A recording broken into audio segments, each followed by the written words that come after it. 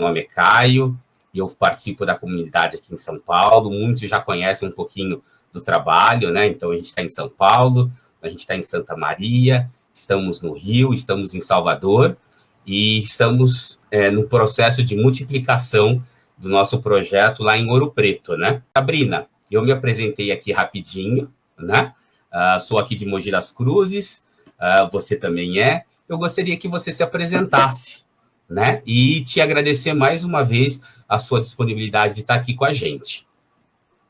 Imagina, Caio, eu que agradeço o convite, é sempre muito bom participar, trabalhar com você de alguma forma, é muito, muito prazeroso, agradeço muito o convite. Então, meu nome é Sabrina, eu sou terapeuta ocupacional de formação e psicanalista e estou há 10 anos na gestão de equipamentos de saúde mental pelo SUS, né? No caso, os CAPs, né? A sigla CAPs significa Centro de Atenção Psicossocial. Então, o CAPs é uma política federal, né? Então tem no Brasil inteiro, e o CAPs ele entra como serviços substitutivos aos hospitais psiquiátricos, né? Que antigamente eram aquele modelo asilar, né? Segregador, enfim.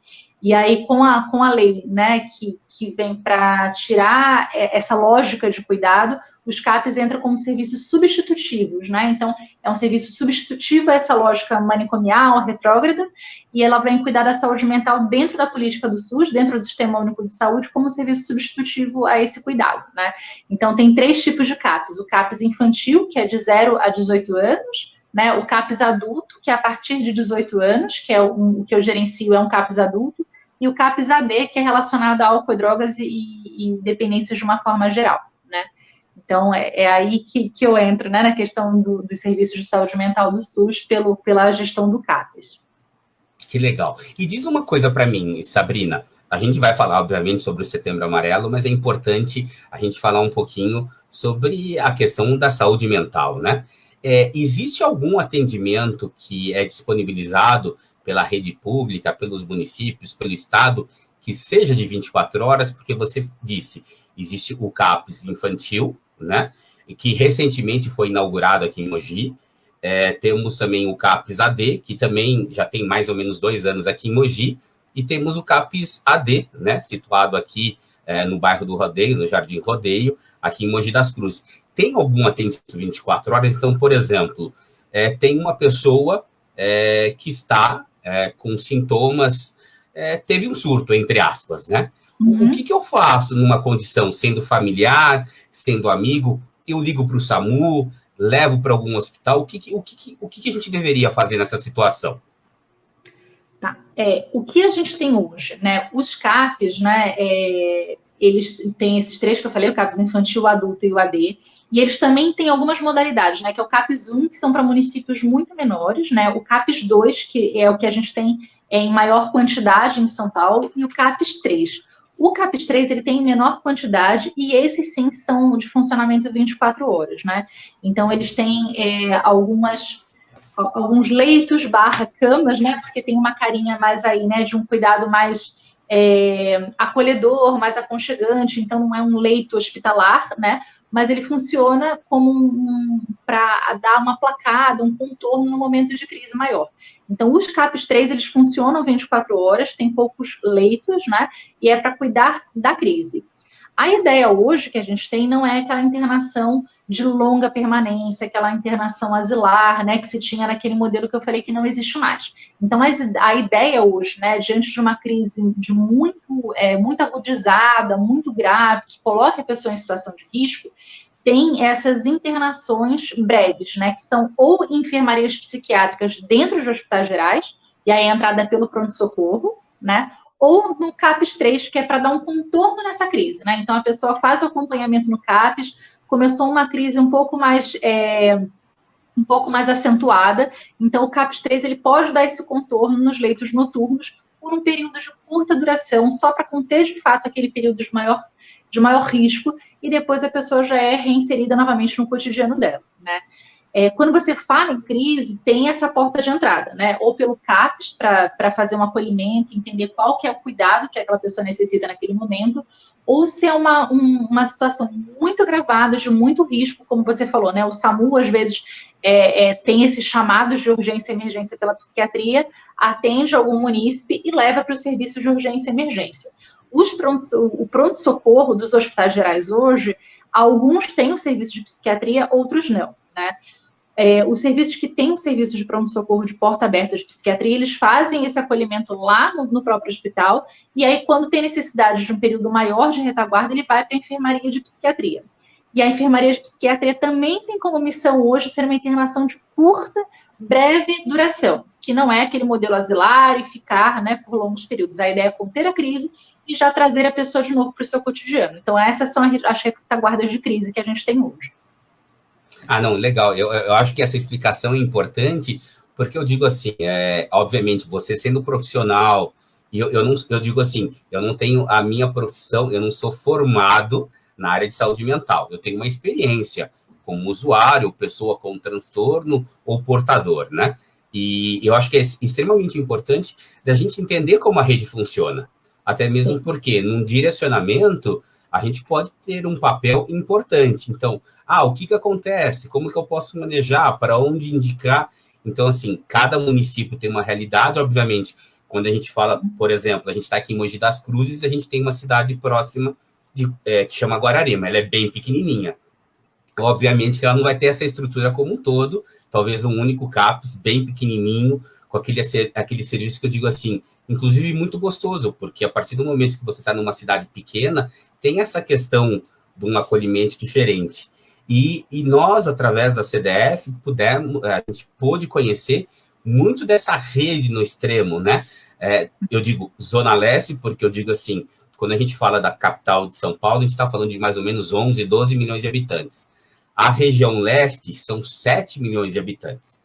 As pessoas não têm ideia. São quase 2 vezes o tamanho do Uruguai, por exemplo, para a gente fazer um comparativo, né? Então, é importante que a gente saiba um pouquinho. E uma curiosidade que eu tenho. Sabrina, por que você escolheu a área para estudar terapia ocupacional e trabalhar com uma área que existe muito preconceito, né? Porque quando você diz assim, eu trabalho com pessoas que têm transtorno, apesar que eu digo, a pessoa não é o transtorno, né? O transtorno faz parte da pessoa. Por que a sua curiosidade para estudar e trabalhar com isso? Bom, acho que minha vida inteira, né, eu tive muito interesse pela área, muita paixão pela área, e acabei me direcionando para isso na minha formação, né?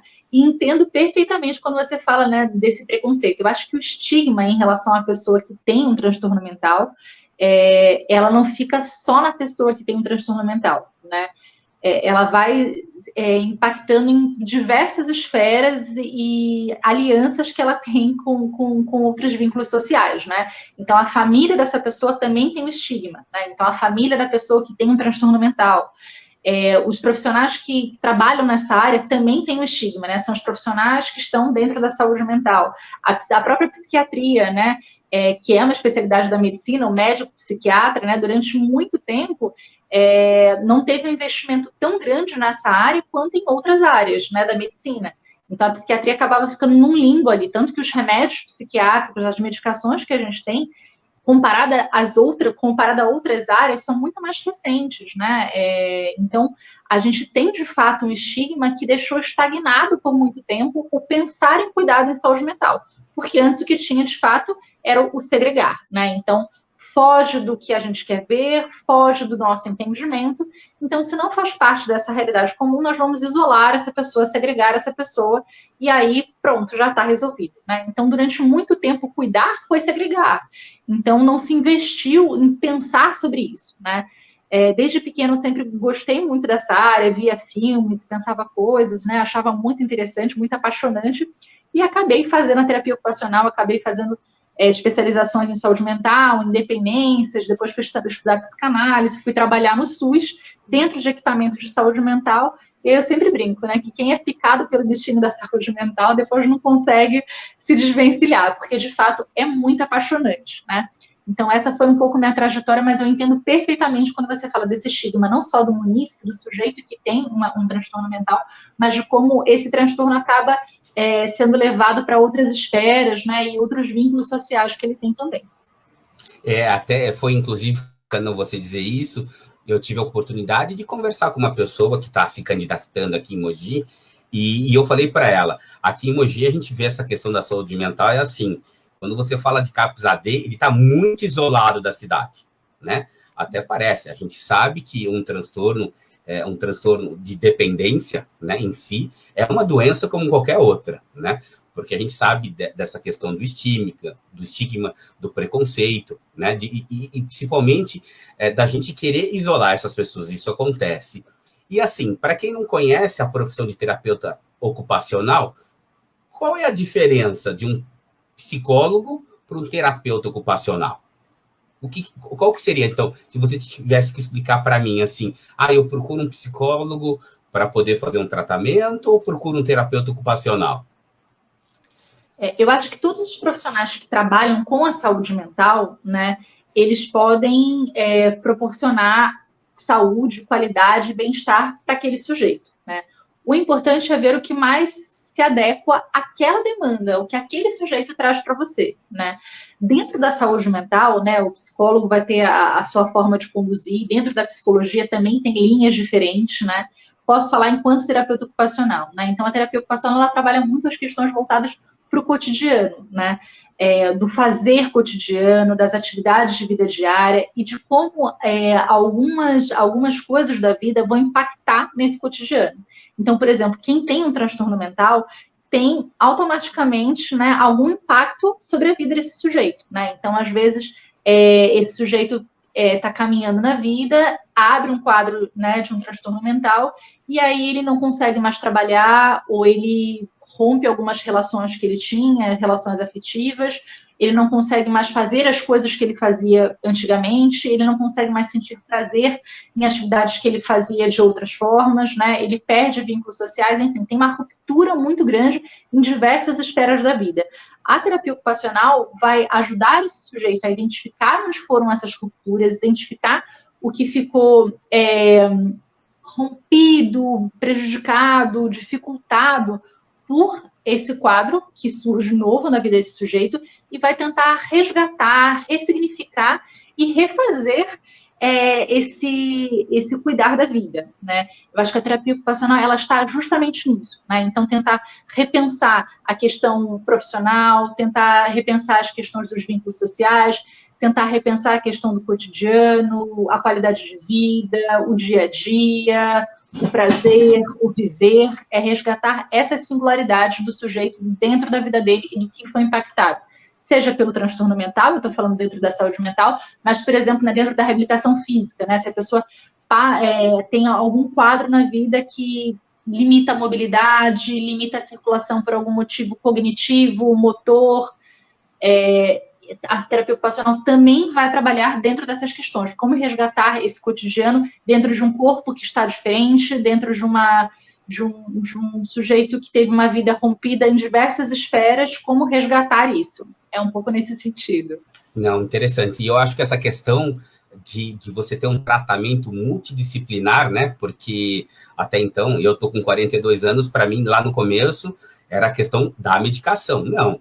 Você tem um psicólogo, você tem um terapeuta ocupacional, você tem um assistente social e você tem a própria questão da enfermagem, uma série de coisas que a gente pode procurar, né? A gente tem as associações, os grupos de apoio, hoje alguns virtuais, essa questão presencial ainda não. E eu acho que, assim, é legal essa introdução para que a gente possa falar do Setembro Amarelo, né? E eu tenho algumas perguntas, indagações. Eu gostaria que você fosse dizendo, isso é verdade, não é verdade, e respondendo conforme a sua realidade. Todas as pessoas que... Eu acho que... Fala um pouquinho, antes de eu fazer essa pergunta, sobre o Setembro Amarelo. Por que ele surgiu? O Setembro Amarelo, na verdade, alguns lugares do mundo já pensavam a questão do suicídio, né? Mas historicamente tem um tabu muito grande para se falar sobre o assunto, né? Então a visibilidade, a notoriedade sempre foi muito questionada, né? Por aquele velho tabu e aquele clichê, aquele mito de falar que, se vamos falar sobre o assunto, é perigoso porque pode ser contagioso, né? Então, se eu perguntar para uma pessoa se ela tem o desejo de morrer ou se ela tem pensado sobre isso, é muito perigoso. Então, isso virou um tabu. Então, as pessoas não costumavam a trabalhar esse assunto com afinco, pensar de que estratégias seriam interessantes para pensar a questão da prevenção do suicídio, né? O Setembro Amarelo, especificamente, ele tem uma história, né, do Mike, que era um adolescente, e super feliz, alegre, tinha muitos amigos, né? E ele tinha um Mustang amarelo. Ele gostava muito, né, de mexer nesse carro e trocar as peças e tunar o carro, enfim. E aí ninguém esperava, imaginava, né, que o Mike tivesse alguma ideação, algum planejamento, algum desejo relacionado à morte. E ele comete o suicídio e ficam todos muito chocados em relação àquilo, porque a imagem que o Mike transparecia não trazia nenhum indicativo para as pessoas ao redor que aquilo pudesse acontecer. E aí, os pais dele, no dia do velório, né, fizeram 500 cartões falando, 500 cartões amarelos, né, por conta do Mustang amarelo que ele tinha, que era um carro, né, amarelo, que era muito, quase um sinal dele, assim, né, era muito característico do Mike, aquele Mustang amarelo. Eles fazem 500 cartões falando, se você precisa de ajuda, fale, se você precisa de ajuda, nos procure. E eles distribuem esses cartões amarelos e ficou aí um símbolo um pouco do pulverizar a ajuda, do estar ali com o ombro preparado, caso alguém tivesse algo nesse sentido, né? Isso foi se multiplicando, ganhou uma notoriedade enorme e depois ficou aí marcado, né, o dia 10 de setembro como Dia Mundial, né, de Prevenção ao Suicídio. E aí o setembro acabou carregando essa cor amarela, né, de toda essa história do Mustang Mike, como uma marca para isso, né? Logicamente, dentro da saúde já tem a cultura das cores como alertas relacionados aos meses, né? Agora, por exemplo, a gente está no Outubro Rosa, que é uma sensibilização aí, né, para identificação precoce do câncer de mama, e aí tem algumas outras cores, né, com o decorrer do ano, e aí o Setembro Amarelo acabou ficando marcado com isso. Essa é uma das vertentes que se tem em pensar de onde surgiu a ideia do Setembro Amarelo. Não, interessante mesmo. Eu tive a oportunidade de ser voluntário do CVV, né? Durante um ano e pouquinho, a gente aprende pela história do Mike, né?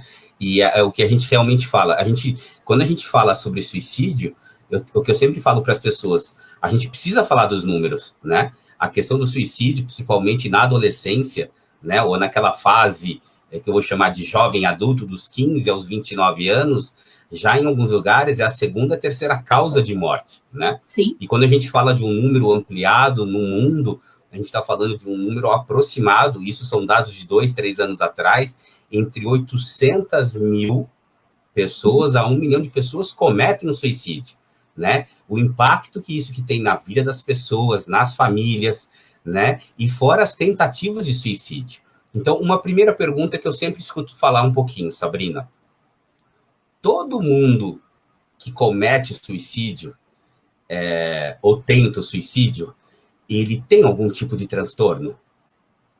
É uma pergunta excelente, Caio, né? Acho que a gente começa, não é à toa, né, que você começa falando da questão, né, do preconceito, do estigma relacionado ao transtorno mental, e agora a gente vai para um ponto que tem tudo a ver com essa introdução, né? As pessoas tendem a achar, né, que todo mundo que tenta, né, ou acaba falecendo em decorrência do suicídio tem um transtorno mental, né?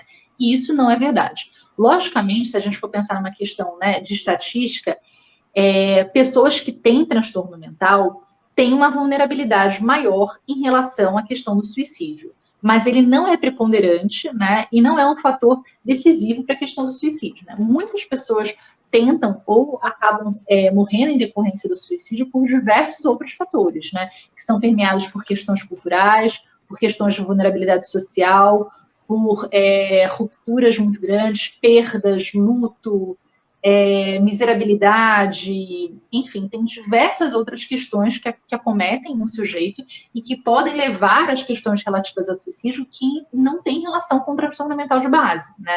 Então é importante também desconstruir essa ideia, porque isso também é um estigma, né? Como se de fato a gente patologizasse o suicídio como um fenômeno único, exclusivamente relacionado ao transtorno mental. E, na verdade, o suicídio também é um fenômeno social, né? Então é muito importante você falar isso.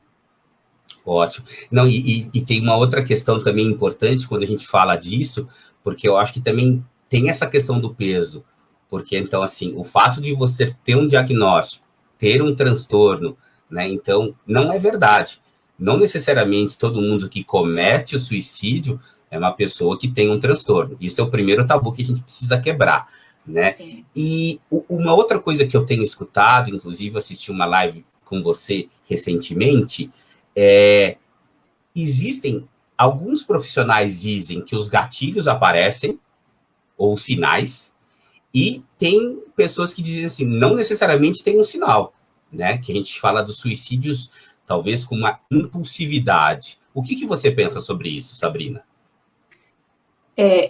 O que a OMS fala, né, é que desses 800 mil casos que você falou anuais, né, que acontece, por exemplo, no Brasil, a cada 40 minutos, né, uma pessoa morre em decorrência do suicídio no Brasil, e no mundo a cada 45 segundos, né? E o que você falou também das estatísticas, né, de tentativas para, de fato, os suicídios, são 20 tentativas para cada morte em decorrência do suicídio, né? Então, assim, o suicídio tem um número expressivo, mas tem ainda um número ainda maior, tanto de casos subnotificados, quanto as tentativas que estão envolvidas em relação a isso, né? Então, assim, a OMS traz esses números e fala que dentre todos esses números, 90% desses casos poderiam ser evitados.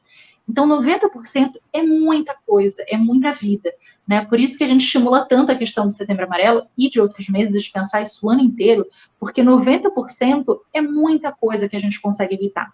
Então, assim, de fato, alguns casos, né, eles dão sinais mais expressivos, né? Então, tem uma mudança no comportamento, né?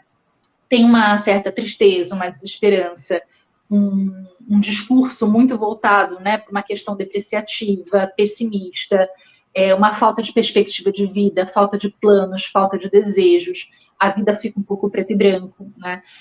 Frases como eu não vejo mais sentido na vida, nada para mim tem graça, eu não preciso fazer planos porque para mim se eu morresse hoje tudo bem. Então, algumas falas também nos chamam a atenção dentro de um quadro mais geral, né? Algumas pessoas também que estão nessa perspectiva, com esse discurso, apresentando esse quadro, essa tristeza, essa anedonia, essa falta de prazer nas coisas, essa falta de vontade de fazer coisas. E aí ela começa a fazer algumas organizações da vida como se estivesse se despedindo, né? Então, eu estou deixando muito pronto, porque se algum dia eu for, isso daqui fica para você. Então, algumas coisas vão dando sinais de alerta para a gente, né? Porém, outros casos, isso não aparece tanto. O mais importante é que, ao menor sinal, a gente possa falar sobre isso. Ou mesmo quando não tem sinais tão evidentes, isso possa ser um assunto entre ombros que estão por perto, né? Por exemplo, na infância, uma lupa muito grande para essas crianças é a escola, né? Então, a escola é um equipamento que precisa estar muito alerta para esse tipo de alteração de comportamento, para esse tipo de fala, para esse tipo de temática, para quando surgir, de fato, conseguir fazer uma intervenção positiva, né? Mas outros espaços sociais, né? O trabalho, os grupos, né, voltados para uma religião específica ou outra, os grupos sociais, a academia, enfim, qualquer espaço que tenha uma circulação, um vínculo social que essa pessoa circule na vida, é importante que todos tenham o radar ligado e os olhos voltados para aquele cuidado. Ao menor sinal, poder estar junto e abrir um espaço para esse diálogo. O que acontece é que muitas vezes a pessoa não mostra muitos sinais, ou mostra, mas o outro que está ouvindo ou está por perto tem medo de abordar ou falar sobre o assunto, por essa ideia, né, de ser contagioso, não vou nem dar ideia para ele, vai que eu falo sobre isso e isso surge na cabeça dele, né? Então, desconstruir essa lógica é o mais importante. E aí a gente consegue abrir caminhos para, de fato, fazer um cuidado em relação a isso, né? Não, que legal. Não, aproveitando, agradecer a presença do pessoal, se quiserem curtir, compartilhar, chamar os amigos, tem o pessoal de Santa Maria, e é interessante porque foi a pergunta da Cristiane, né? Cristiane, justamente essa questão dos sinais, e a Elis fez um comentário importante, né? A importância do Setembro Amarelo, né? Obviamente que ter um mês, né, falando sobre a prevenção, sobre a conscientização, mas a gente tem que falar isso sobre isso sempre, né? Não é só exclusivamente no mês de setembro. E uma coisa, quando você falou, vamos dizer assim, das crianças, né? Então, essa questão da pandemia, a gente sabe que essa questão da ansiedade, né, principalmente, foi uma coisa que aumentou bastante e uma coisa natural, porque até então a nossa geração, a boa parte das pessoas não tinham passado por isso, né? Porque se a gente pensar, a última crise talvez parecida como essa foi quase 100 anos atrás. E essa questão da ansiedade, você acha que também essa questão da quarentena, o fato da gente não ter os contatos, então, assim, para uma criança que vai todos os dias na escola, brinca, conversa, isso pode ser alguma coisa que tenha aumentado ou que traga algum risco, Sabrina? Os estudos recentes, né, Caio, falam muito sobre o quanto a pandemia impactou e vai impactar ainda, né, a longo prazo na questão da saúde mental de uma forma geral, né? Se a gente for ver, né, as questões da época, né, da gripe lá do influenza, nos primeiros anos da década de 20, né, depois em Hong Kong com a SARS, né, todos esses episódios mais pandêmicos ou grandes epidemias locais trouxeram impactos em relação à saúde mental, inclusive em relação ao aumento do número de suicídios, né? Então é algo que a gente tem que trabalhar muito, principalmente agora, para a gente conseguir fazer uma prevenção a longo prazo, né? Em relação às crianças, no geral, o cotidiano de todos mudou muito, né? Mas para as crianças, o período escolar, né, ou meio período, ou período integral, dependendo da escolaridade das crianças, era um período que ela conseguia circular fora do núcleo familiar, transitar com outras pessoas, falar sobre isso com outras pessoas e outras pessoas enxergarem como estava aquela criança, né?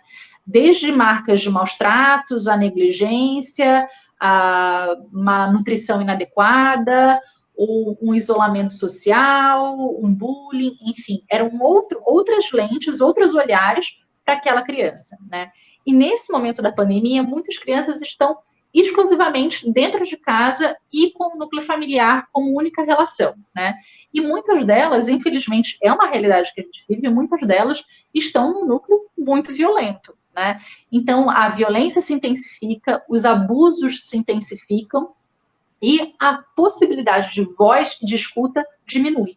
Então, é uma balança que não é nem um pouco interessante, nem um pouco saudável, né? Porque, de fato, os fatores de risco aumentam e os fatores de proteção diminuem. Então, essa criança fica muito em risco, né? Em relação aos adultos, né, também. Então, os quadros de ansiedade, os quadros de depressão ficam no isolamento maior, tem uma possibilidade mais restrita de você conseguir pulverizar e falar com outras pessoas sobre isso. E também o uso e aumento do uso de substâncias psicoativas, que também tem um aumento significativo nessas épocas em quadros semelhantes, né? Então, o aumento de álcool e de outras drogas lícitas ou ilícitas também acaba aumentando nesse período, né? Então, o impacto geral para a questão não só do suicídio, mas da saúde mental, com a pandemia, é muito significativo, né? O que os estudos têm falado é que é importante minimamente para essas pessoas que têm uma vulnerabilidade maior em relação a estarem nesse isolamento, é manter algumas rotinas, né? Então, assim, manter o despertador, né? Acordar no horário X, fazer suas atividades como fazia, né? Logicamente não vai sair de casa, não vai conseguir manter as atividades fora, mas minimamente manter um contorno dentro de casa, para o impacto ser um pouco menor, né? Se tem um horário maior e mais livre do cotidiano, conseguir resgatar alguns prazeres, né, que fazia um tempo atrás e não consegue mais fazer hoje, dedicar um período para a própria pessoa. Então, assim, algumas coisas podem minimizar, mitigar um pouco esse impacto tão negativo, né? Mas ainda assim é um cuidado que a gente vai ter agora e por muito tempo para dar conta de tamanho avassalador o impacto que a pandemia produziu. Tá. Eu acho que é importante falar do problema real que a gente passa, né? E realmente a gente sabe que tem esse pós, né? A gente ainda está durante a pandemia. Eu acho que essa questão da vacina, até você ter uma imunização, a gente sabe que não vai ser, talvez, né? A gente sempre torce para que essa vacina aí, essas que estão na fase 3, que realmente sejam aprovadas e que a sua eficácia seja comprovada. Mas é realmente o que eu sempre digo, a gente tem que falando, prevenindo, é que a gente também consegue colher os frutos, né? E uma coisa importante que você comentou é essa questão do bullying, né? Porque é muito que eu escuto, mas na minha geração eu sofria bullying, mas não acontecia o que acontece hoje. E a gente sabe que as coisas mudaram, né? E eu não sei se você assistiu, e eu até recomendaria para quem não assistiu, tem um documentário na Netflix que chama O Dilema das Redes. Você já assistiu? Eu assisti alguns trechos. Não, e assim, eu acho que vale a pena assistir, parar, repensar. Eu também não assisti ele todo, acho que deve faltar uns 10, 15 minutinhos, porque mostram como essa questão das redes sociais, e eles fazem uma correlação direta com aumentos de suicídios e também essa questão das mutilações, né? Das pessoas se machucarem, né? Então, quanto vulnerável a mídia social deixa, porque a gente sabe, é muito mais fácil colocar uma foto de quando a gente está feliz, ou a gente está comendo alguma coisa gostosa, a gente está com um cachorro, de a gente realmente colocar. E apesar que algumas pessoas pedem ajuda através das redes, né? E essa questão, então, do bullying, do cyberbullying, o que você pensa sobre isso? Isso pode ser um gatilho para que uma criança, um adolescente procure, né, nessa questão da frustração, de uma tristeza profunda, a tentativa do suicídio?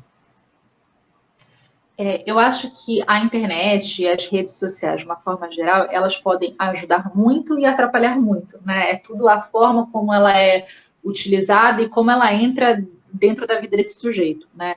Então, por exemplo, algumas pessoas que estão em isolamento, né, e não têm uma família próxima, não têm amigos próximos, moram sozinhas, por exemplo, não tem nenhuma rede ampliada de cuidado, nenhuma rede ampliada de socialização, às vezes as redes sociais podem ajudar muito, né? É por videochamada, é por chats, é por videoconferências, ela consegue ainda manter um relacionamento, uma sociabilização com seus pares, né? Então, idosos, né? A gente tem feito alguns estudos em relação a idosos que hoje em dia conseguem ter uma proximidade maior com a tecnologia e o quanto tem sido importante para alguns idosos conseguir utilizar essa tecnologia para conseguir falar com parentes mais distantes, conseguir falar com pai, com netos, com filhos, enfim. Então, ela pode ajudar, né? Assim como ter o acesso do CVV telefônico ou pela internet o tempo inteiro, né? Um acesso que você pode pedir ajuda o tempo inteiro. Então, ela pode ajudar. Por outro lado, assim como o tempo inteiro você pode ter alguém para ajudar, a internet ela não para, né? As redes sociais elas não param. Então, você pode ter alguém o tempo inteiro para prejudicar, né? Alguns casos, alguns episódios recentes de pessoas que faleceram em decorrência do suicídio e tiveram uma exposição nas redes sociais, influenciadores digitais, youtubers, enfim. Muitos registros foram encontrados de pessoas estimulando a situação, né? Então, deixa de bobagem, cão que ladra não morde, né? Então, quem fica falando muito pouco faz, então vai, faz logo. Então, assim, por incrível que pareça, dentro das redes sociais, né, ainda tem um comportamento de inflamar a situação e de estimular e desafiar um pouco em relação a isso, né? E as pessoas que têm maior vulnerabilidade, que já estão numa fragilidade psíquica enorme, acabam ficando imersas, né, por essa carga de informações recebidas negativas, né? E não para, né? É algo ininterrupto. Então não tem aquela pausa. Não é só você chega no trabalho e lá tá difícil, depois você volta para casa. Não tem o trabalho, né? As redes sociais é o tempo inteiro. As pessoas estão 24 horas ali bombardeando o outro com suas opiniões, com sua visão de mundo, né? Enfim. Então, isso é muito complicado. Para a infância e para a adolescência é um pouco ainda mais complicado, né? Porque tem uma vulnerabilidade, um pouco um peso da perspectiva do outro, do que o outro vai achar, do quanto eu estou tentando conseguir ainda achar minha identidade, vem o outro e me coloca no lugar onde eu não quero, né? Então, isso é ainda mais frágil. Então, a questão das redes sociais precisa ter um cuidado enorme, né, da forma como a gente lida com ele. Tem alguns estudos recentes também falando, né, que está muito difícil, né, ficar o tempo inteiro bombardeado de notícias, seja em relação à pandemia, seja em relação à miserabilidade, à crise social, à crise financeira do país, ou isso, aquilo. Talvez seja o momento de ter acesso a outros conteúdos, ou minimizar um pouco esse acesso a esses conteúdos, né, porque, de fato, talvez não ajude naquele momento, né? E que tipo de conteúdo pode trazer aquela pessoa pulsão de vida, pode trazer desejo, pode trazer motivação, pode trazer um leque de outras perspectivas e soluções, né? Então, é um pouco ponderar de que forma absorver todo esse conteúdo ininterrupto que a gente é bombardeado o tempo inteiro pelas redes sociais. né? E você falou duas coisas importantes, né? Uma coisa que o terapeuta ocupacional faz, essa questão da rotina, né? Obviamente que eu também penso da seguinte forma: tudo tem seu lado positivo e o seu lado, eu não gosto de chamar negativo, talvez um lado não tão bom, né? Então, eu acho que você trouxe esse despertar. As redes sociais têm um lado positivo? Tem, sim. De quem não conseguia manter contato. Eu, há muitos anos, queria falar com uma professora, há muitos anos não, há 37 anos, e eu consegui um pouquinho antes da pandemia conversar com ela, né? E também essa sobrecarga. O que será que eu vejo, o que eu assisto, de como que eu lido com isso? A gente sabe que o jornal, a mídia como um todo, né, não falando de A, de B ou de C, ela generaliza e, obviamente, que eu digo assim, tem tanta coisa boa acontecendo, mas por que esse olhar só porque é ruim, por que não é legal, né? Então, eu acho que a gente tem que sensibilizar e falar do que está acontecendo. Mas essa questão do filtro que a gente faz também é importante. Tem uma pergunta aqui do Murilo. Após uma tentativa de suicídio, a reconstrução da vida é semelhante a um surto psicótico? Só que antes de você responder, Sabrina, só explica para a gente o que seria um surto psicótico. Tá. Bom, quando a gente pensa na questão das psicoses de uma maneira geral, né, de um surto psicótico, eu acho que de uma linguagem bem acessível, né, seria uma ruptura da realidade, né? Então, a nossa realidade compartilhada aqui, a gente está falando de alguns assuntos e o que eu estou falando vocês estão entendendo de uma forma semelhante, tem signos semelhantes para cada um entender aquela realidade compartilhada, né?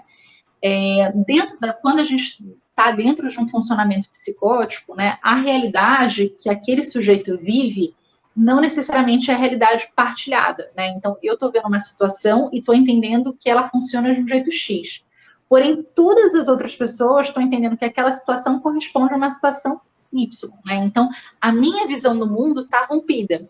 Então, por exemplo, eu entro num cinema, eu estou num quadro psicótico, e dentro daquele cinema eu começo a achar que o filme está falando sobre mim, ou que todas as pessoas que estão ali estão olhando para mim, ou que alguém quer me prejudicar, ou que a minha pipoca, colocaram alguma coisa na minha pipoca, a minha pipoca está envenenada, enfim, eu estou dando exemplos mais grosseiros, mas é isso. Então, eu entro numa sala de cinema e a minha percepção da realidade é muito diferente da realidade que todas as outras pessoas que estão ali, que elas só entraram, compraram uma pipoca porque é salgada e estão assistindo o filme. Né? Então, essa seria uma realidade mais compartilhada do que aquelas pessoas estão ali. E aquela pessoa está numa realidade única, só ela está vivendo aquelas sensações de um estranhamento, de uma vivência muito diferente que as outras. Né?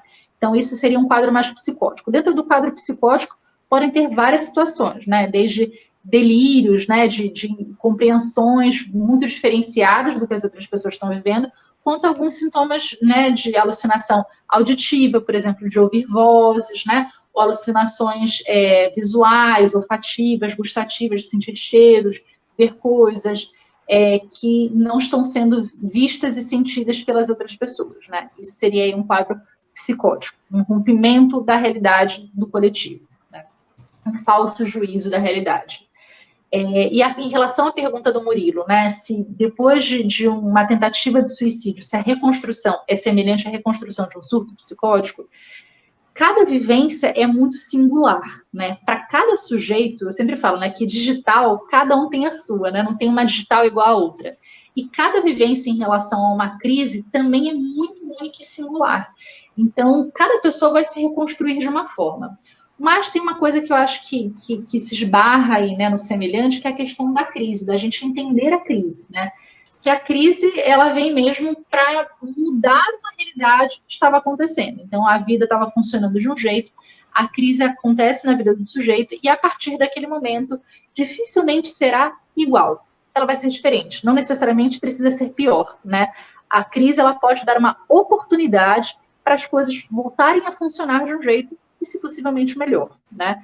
Então, eu acho que é importante colocar esse sentido também, né, da reconstrução, porque às vezes as pessoas tendem a achar que após um surto psicótico, ou após a tentativa de um suicídio, uma crise em qualquer esfera, a vida não vai ser mais igual e vai ser muito pior sempre, né?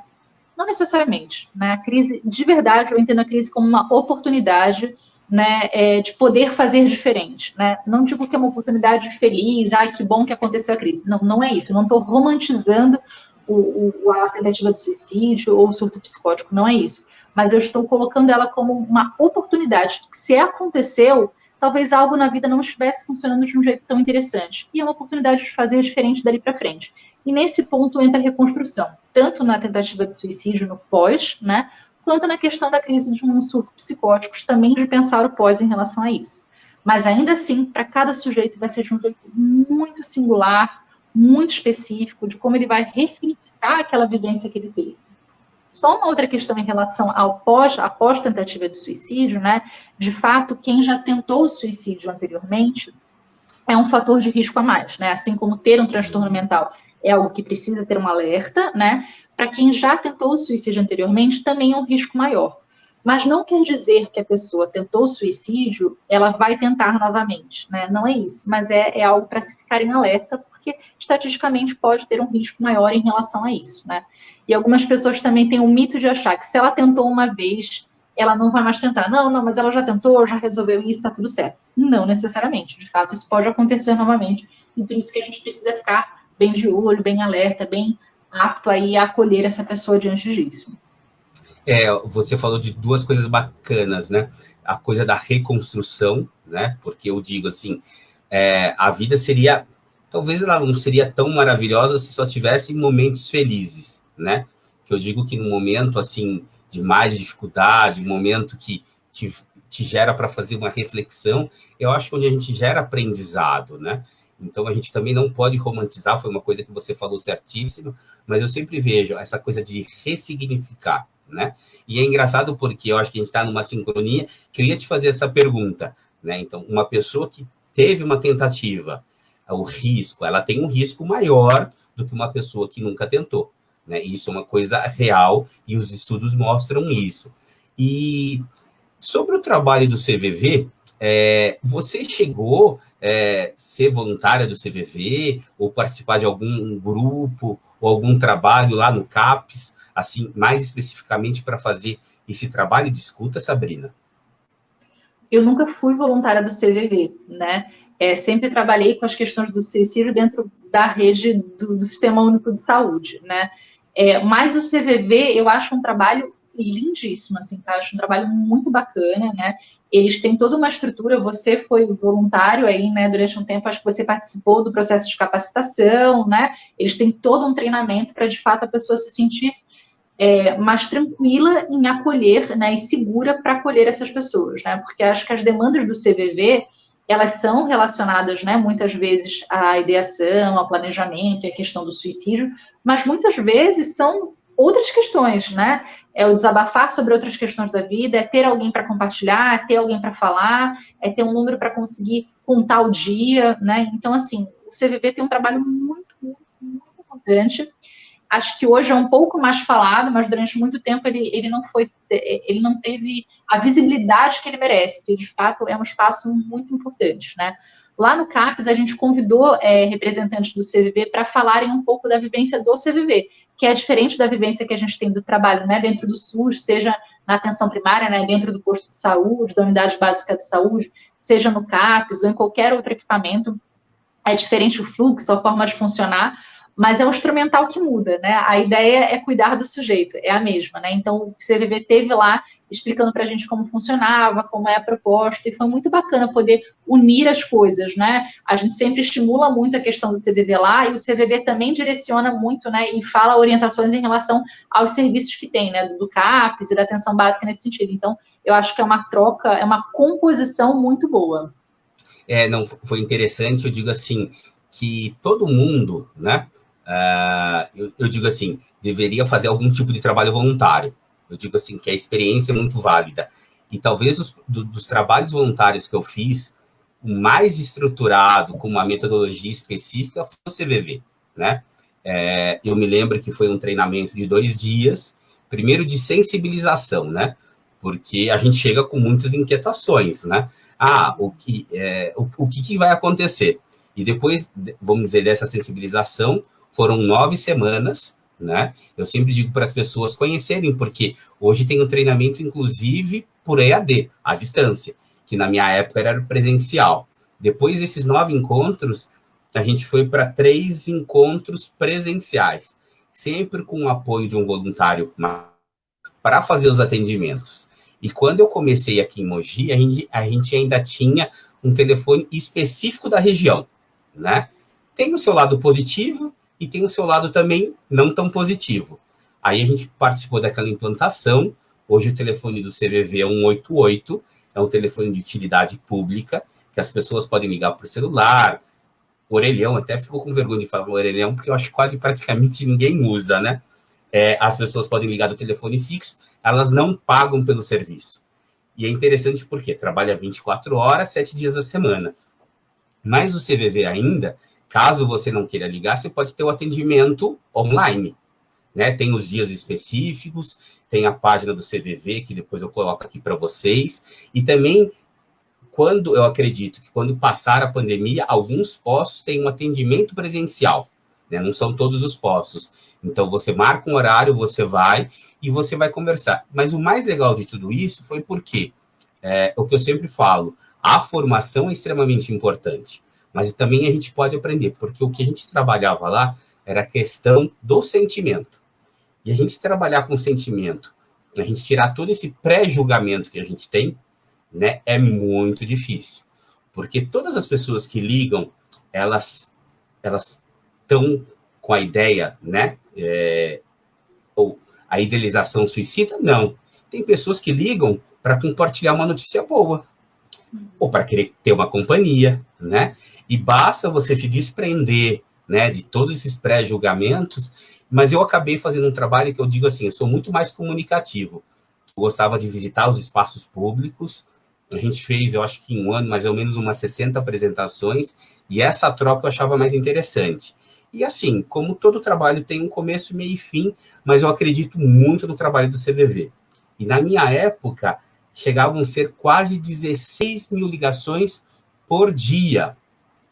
E o CVV estava precisando de voluntário, né? Então, o que eu digo assim, todo mundo que tiver, tem que ser maior de idade, obviamente, né? Quiser conhecer um pouquinho, eu acho que vale a pena se dedicar um tempinho, conhecer essa questão da escuta, porque eu acho que é um detalhe importante, ou uma coisa, escutar é outra, né, Sabrina?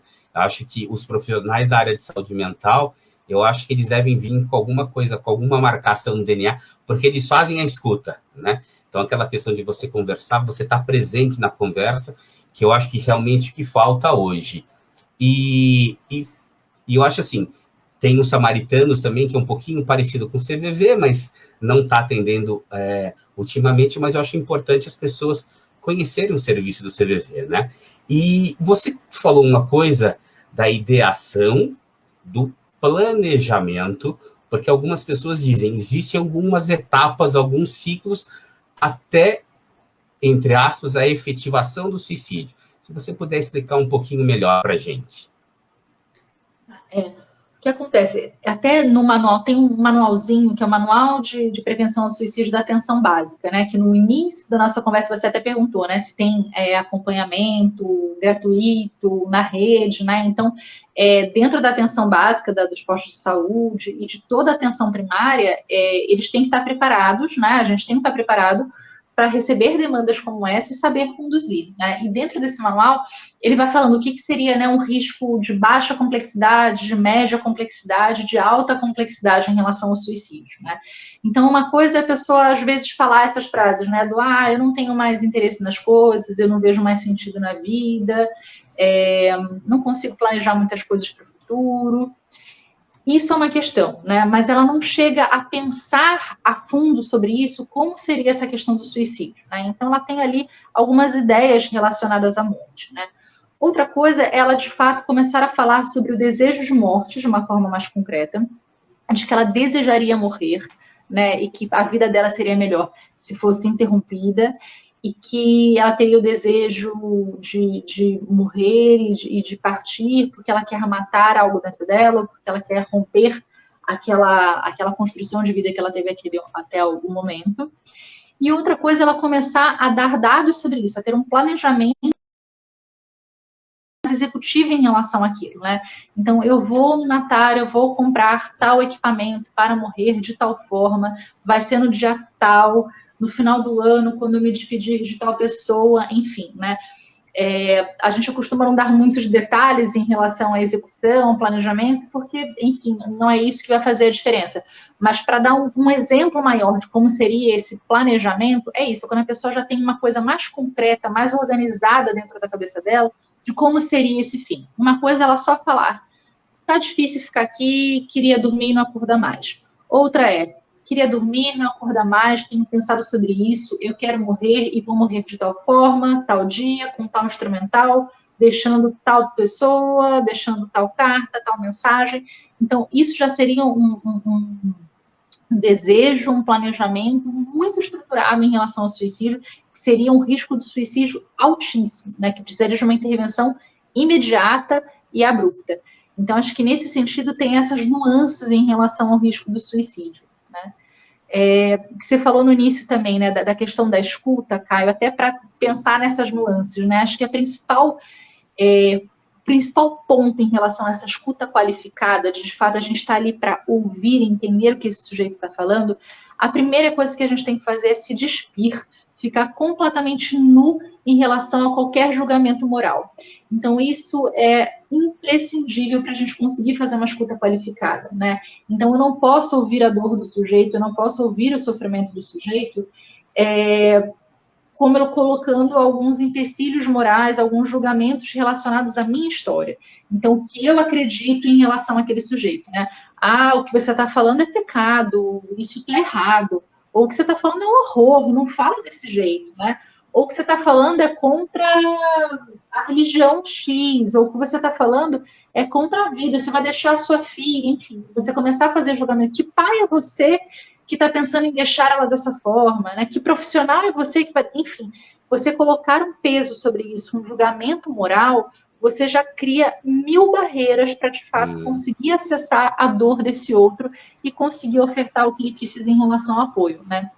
Então, acho que o principal ponto é, se você está disposto realmente a ouvir e apoiar alguém, se dispa, né? Se despeça de tudo que te impeça a ouvir de fato a dor desse sujeito e ir de encontro a ele sem qualquer coisa, né, que te deixe num lugar diferente do dele, né? Não, eu acho que são coisas importantíssimas que você fala. Eu acho que essa questão da percepção, né? Uma coisa que eu tenho aprendido bastante durante a quarentena, eu acho que é desafiador e desafiante para todos nós, né? De forma individual como coletivo, que é essa questão, né? O fato da gente cuidar do outro, a gente está cuidando da gente. E quando a gente cuida da gente, a gente está cuidando do outro. Eu acho que esse sentimento é uma coisa que permeia muito as coisas que eu faço, né? Porque eu sempre digo, essa questão do bom dia, de um abraço, eu não estou dizendo que a gente tem que sair abraçando todo mundo, mas a questão de um bom dia, eu digo assim, a questão de um sorriso, é porque hoje a gente vive tantas dificuldades que eu digo assim, e eu tenho medo de elogiar algumas pessoas, principalmente as mulheres. Poxa, será que essa pessoa pode pensar que eu estou querendo alguma coisa? Porque a gente vive uma sociedade com muito medo. É a questão, por exemplo, de quando a gente sai à noite. Nossa, mas tem um cara ali na rua, será que ele está me olhando ou não? Então, a gente vive uma sociedade muito doentia, que eu acho que é muito triste. E essa questão da violência que a gente tem do extremo, a questão dos abusos, a questão contra a mulher, a questão do racismo, a gente pode falar da gordofobia, psicofobia, a gente poderia falar de várias outras coisas. Eu acho que a gente tem que falar sobre isso, isso é uma coisa que gera impacto muito grande, e a gente sabe desse estigma. Tem uma pergunta do Gefran que ele faz aqui. A criança que sofre abuso sexual, ela pode se tornar um adulto com possibilidade para o suicídio? Tem alguns grupos, Caio, que tem estudos que falam de maior vulnerabilidade em relação ao suicídio, né? Tem maior risco / maior vulnerabilidade em relação ao suicídio. Então, por exemplo, né, jovens LGBTs, né, eles têm até de 2 a 6 vezes mais chances, né, de desenvolver alguma coisa relacionada ao suicídio, né? Tanto morrer em decorrência do suicídio, quanto as tentativas relacionadas ao suicídio, né? E não são só os jovens LGBTs, né? Tem alguns nichos específicos. Então, pessoas que tiveram lutos mal elaborados muito recentes, pessoas que tiveram algum rompimento muito abrupto em relação à sua vida financeira, né, alguma desestruturação muito grande em relação a isso. Pessoas que estão dentro do sistema prisional, né, e tem alguma situação de uma certa desesperança em relação a ter um pós-vida em relação a esse sistema prisional.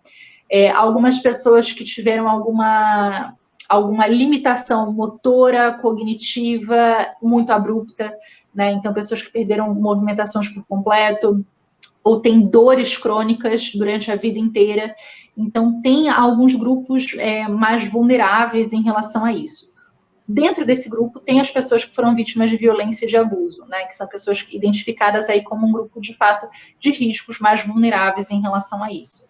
Grupos de imigrantes também, tem vários nichos, assim, que de fato são mais sensíveis e mais expostos a uma realidade social que é vivida hoje, né? Dentro desses grupos também é permeada a questão da cultura, né? Então, por exemplo, alguns séculos atrás, por exemplo, dentro da cultura oriental, quando tinha uma desonra muito grande na família, a forma de resgatar a cultura dessa família, a forma de resgatar o valor social, a honra dessa família, era o cometer suicídio, era quase como uma correção em relação ao que foi feito nessa vergonha familiar, né? Tem algumas religiões e algumas seitas que pregam o suicídio coletivo, né? Então, assim, a questão do suicídio, ela perpassa alguns grupos específicos e mais vulneráveis, mas ela também tem uma carga cultural muito, muito, muito grande, né? Então, por exemplo, se a gente for pensar no início também da questão do suicídio aqui no Brasil, por exemplo, né, antes de uma entrada mais enfática da questão da religião, o suicídio era encarado de uma determinada forma, né? Depois que veio a questão, né, da religião e principalmente na época da escravidão, o suicídio teve um outro peso, né? Então, quem tentava o suicídio e acabava não morrendo em decorrência do suicídio, ele era preso, porque era entendido como uma tentativa de homicídio, né? E se essa pessoa tentava o suicídio e de fato morria em decorrência do suicídio, essa família dessa pessoa, ela tinha os bens confiscados, né? Porque era considerado um crime. Então, o suicídio tinha esse peso tanto religioso, que era considerado pecado, quanto uma questão de um peso legal, né, que a pessoa respondia legalmente em relação a isso. E isso era muito presente na época da escravidão, porque os senhores de engenho tinham muito medo de perder a mão de obra escrava, numericamente falando, né, porque eram pessoas ali que estavam vulneráveis em relação a isso, então tinha que ter uma sanção, alguma coisa, para que as pessoas temessem o suicídio e não cometessem, para eles não perderem numericamente, o que é muito triste, né, a questão da mão de obra escrava. Então, por muito tempo, historicamente, o suicídio vai tendo marcas diferentes. Então, de fato, ele passa por alguns grupos mais vulneráveis, mais específicos, mas a questão histórica e cultural também tem um peso muito grande para alguns grupos específicos também, né? Eu assisti uma apresentação que essa questão da punição, né? Ainda você tem um peso, essa questão da responsabilidade da família. Eu acho que isso também é uma mudança e traz um peso mais significativo. E uma coisa importante que você comentou, Sabrina, que eu digo, né? Essa questão quando as pessoas pensam na morte, porque é uma coisa natural pensar, né? E é uma outra questão de tabu, né? Então, é a mesma coisa dos pensamentos negativos que eu digo, né? 80%, 90% das pessoas, isso por pesquisas, as pessoas têm pensamentos negativos, né? Mas aquilo como que a pessoa reage diante desses pensamentos. É a mesma coisa da questão da morte, né? Porque se a gente for perguntar, quem nunca pensou na questão, puta, que situação, eu preferia não estar aqui, etc. Mas foi o que você disse. Quanto enlouquente e como isso acontece na forma, né? A gente consegue identificar essa questão dos hábitos, a questão do comportamento, né? Porque, assim, é que eu digo, tem pessoas que são tímidas, né? Então, pessoas que gostam de ficar mais em casa, né? Então, a gente tem que perceber e sempre esse autocuidado. Eu digo assim, que a partir do momento que a gente está aqui, a gente tem corresponsabilidade. Eu acho que é importante. Se a gente quer uma sociedade melhor, um mundo melhor, uma rua melhor, um bairro melhor, a gente precisa se cuidar. A gente está dando quase o nosso horário. É legal porque esses bate-papos, eles são bacanas, eu acho que são descontraídos, mas trazendo a importância sobre o tema que eu acho que é o mais importante, né? Que eu acho que é uma quebra de tabu também, porque eu digo assim, eu estou aqui como uma pessoa que fui voluntário, gosto do tema, estou representando a comunidade de fala, e eu acabei colocando esperança, né? Esperança é uma coisa que muita gente traz nas nossas narrativas, né? Eu queria que você deixasse uma mensagem, né, Sabrina? Esse vídeo ele vai estar salvo na comunidade de fala, vocês podem compartilhar, salvar, baixar, eu acho que vou responder todas as perguntas também.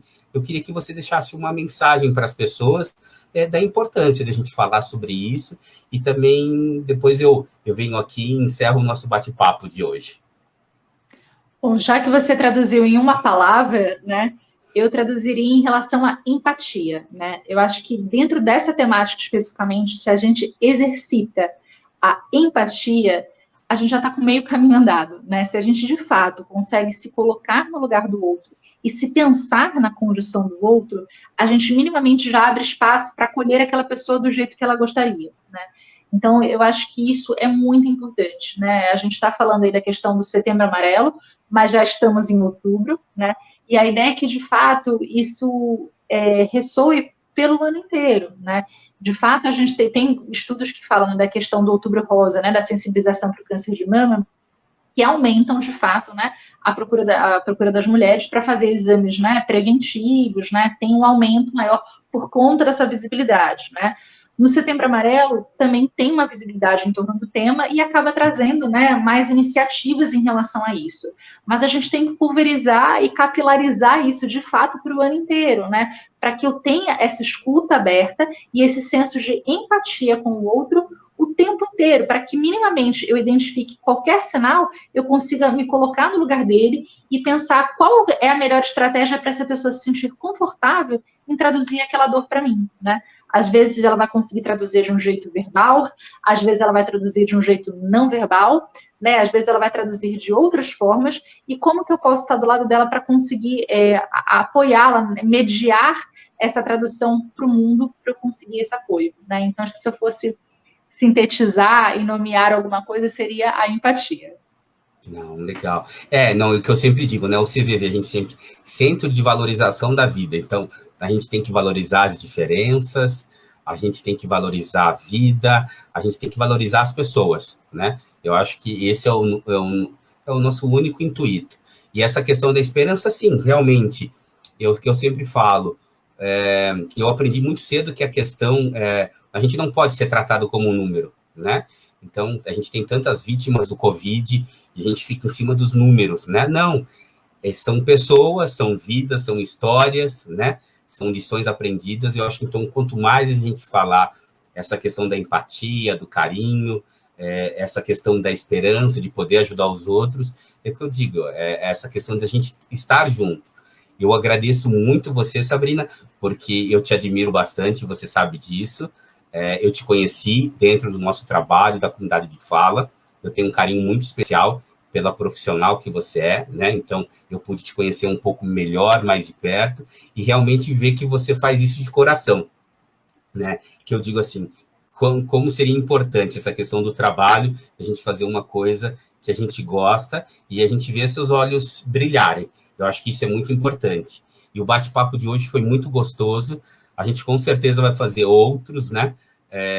A gente também deu uma diminuída das lives, porque tem uma hora que fica um pouco cansativo, que eu digo assim, a gente não pode cair na mesmice das coisas, senão a gente sai do dia a dia, do cotidiano, do encontro e vai para a internet, não é isso. E gostaria de agradecer muito a tua participação, das pessoas que perguntaram, então se vocês puderem curtir a página, sugerirem temas, a gente fica muito feliz. E a nossa mensagem, com certeza, ela foi levada, que era justamente falar um pouquinho mais sobre isso, mas vocês entenderem de como funciona e realmente a gente pode fazer a diferença na vida das pessoas. Caio, eu queria agradecer, né? Você sabe que eu sou sua fã, né? Acho você uma pessoa incrível, e você conduz, né, essas lives, esses momentos também com muita maestria, e eu sou muito, muito, muito fã mesmo da comunidade de fala, né?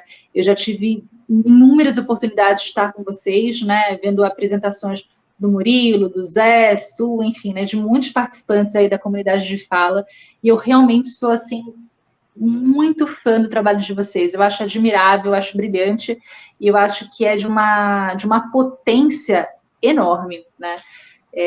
Tem muitas capilarizações da comunidade de fala pelo mundo, né? Porque acho que, de fato, é uma voz que precisa ser ouvida. Então, eu sou muito grata aí pelo convite e a gente vai se encontrar mais vezes aqui nesses espaços também. Não, com certeza. Pessoal, eu só preciso contar um segredo. Eu falei que eu não deixaria nenhuma vez a Sabrina aqui ao vivo sozinha, mas o meu papel com as minhas anotações caíram aqui. Aí eu falei, eu preciso arrumar algum jeito de agachar e pegar. É por isso que eu saí e voltei algumas vezes. Então, a gente agradece mais uma vez todo mundo que esteve presente.